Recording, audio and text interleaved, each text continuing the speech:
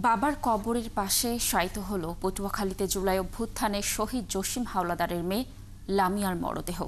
রবিবার ঢাকা থেকে তার মরদেহ আনা হয় পটুয়াখালীর দুমকির পাঙ্গাশিয়ায়। এ সময় কান্নায় ভেঙে পড়েন স্বজনরা। এরপর জানাজা শেষে তাকে দাফন করা হয়। এর আগে শনিবার রাতে ঢাকার মোহাম্মদপুরে আত্মহত্যা করে লামিয়া। আহসানুল কবির রিপনের তথ্য ছবিতে প্রতিবেদন।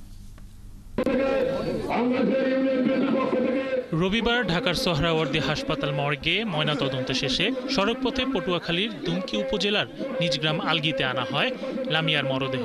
লাশবাহী অ্যাম্বুলেন্স গ্রামের বাড়িতে পৌঁছলে স্বজনদের কান্নায় ভারী হয়ে ওঠে পরিবেশ। রবিবার সন্ধ্যায় পাঙ্গাশিয়া বালিকা মাধ্যমিক বিদ্যালয়ের মাঠে জানাজা শেষে শহীদ বাবার কবরের পাশে তাকে দাফন করা হয়। এ সময় বিএনপির কেন্দ্রীয় যুগ্ম মহাসচিব রুহুল কবির রিজভী আহমেদ ও জাতীয় নাগরিক পার্টির মুখ্য সমন্বয়ক সার্জিস আলম সহ বিভিন্ন শ্রেণী পেশার মানুষ অংশ নেন। যখন লামিয়ার উপর অত্যাচার এবং নির্যাতনের যে হুমকি আসছিল, সে যে বিচার চাচ্ছিল, সেই সময় বিচারের প্রক্রিয়াটি নিশ্চিত হলে সে হয়তো আজকে পৃথিবী থেকে বিদায় নিত না।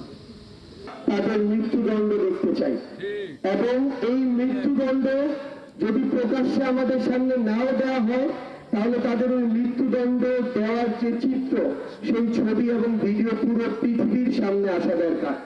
এ সময় স্বজন ও প্রতিবেশীরা লামিয়ার ধর্ষণ ও আত্মহত্যায় দায়ীদের দ্রুত বিচার দাবি করেন। গত 18 মার্চ বাবার কবর জিয়ারত করে দাদা বাড়ি থেকে নানা বাড়ি যাবার পথে ধর্ষণের শিকার হয় লামিয়া।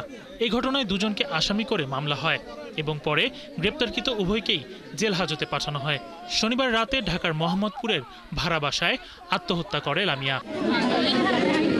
শরীফ আজাদ প্রীতম, ৭১।